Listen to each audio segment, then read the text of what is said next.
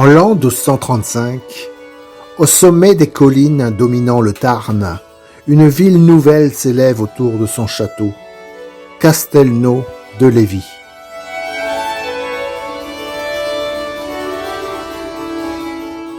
Ici, le pouvoir ne repose pas seulement sur les armes, mais sur l'argent, car derrière ces murailles, et depuis l'an 1248, on frappe la monnaie du comté de Toulouse. Jour et nuit, les marteaux résonnent sur le métal, et chaque pièce enrichit le comte de Toulouse, l'évêque d'Albi, ainsi que l'homme chargé du pays de Bonafou, Sicard Alamand.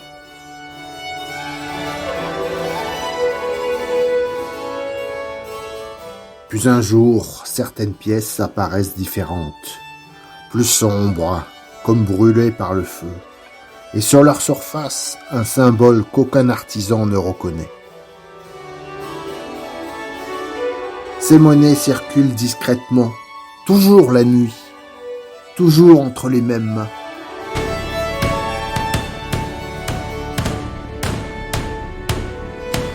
Les gardes commencent alors à entendre autre chose sous le château. Des coups sourds, lents, réguliers, comme si un autre atelier travaillait encore, dans les profondeurs. Très vite, une rumeur traverse Castelnau. Sous les caves du château existerait un ancien passage creusé dans la colline, un lieu interdit.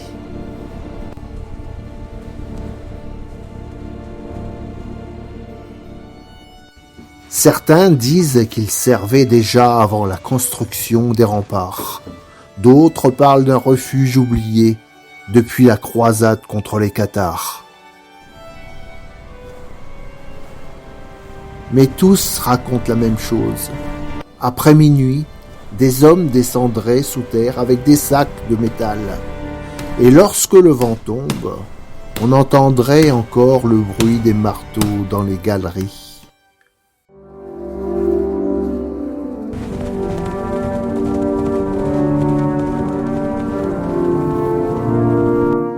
Personne n'osa jamais accuser ouvertement Sicard Alamand. Pourtant, lui seul tenait la comptabilité de la monnaie. Lui seul savait ce qui entrait dans les ateliers, et surtout, ce qui en sortait.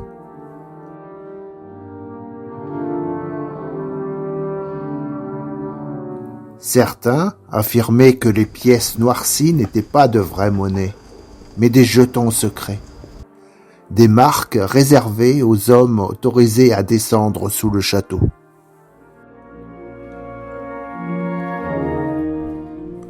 Les années passèrent.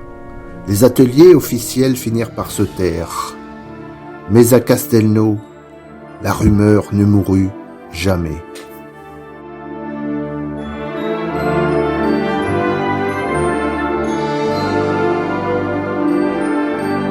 Certains habitants disent encore qu'au cœur de certaines nuits, lorsque le vent traverse les ruines, on entend sous la colline le bruit du métal frappé dans l'obscurité.